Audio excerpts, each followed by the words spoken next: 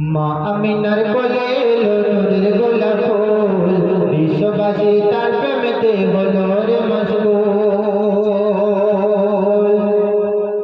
মা আমিনার কোলে এলো নূরের গোলাপ ফুল, বিশ্ববাসী তার প্রেমেতে হলো রে মশগুল।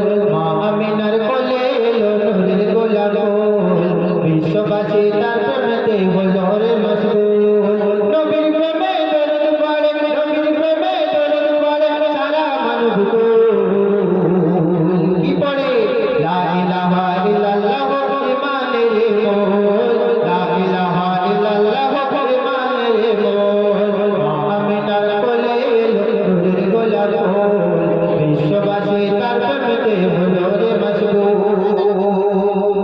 একদিন আবু জহেল আল্লাহ রাসূলকে ধরে বলছে, মুহাম্মদ তুমি কেমন নবী, তোমাকে একটু প্রমাণ করে দেখবো, আমি একটু যাচাই করে তোমাকে দেখবো।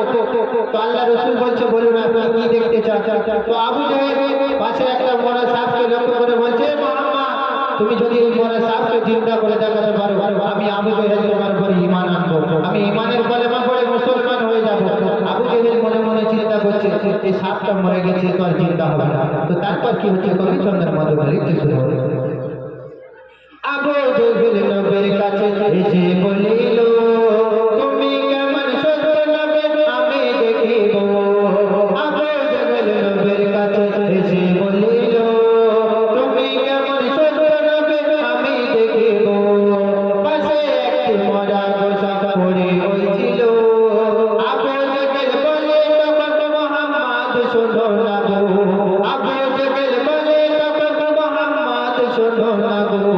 ওই মরা গোসা জিন্দা হলে, মরা গোসা জিন্দা হলে আমি তোমায় মেনে নেব।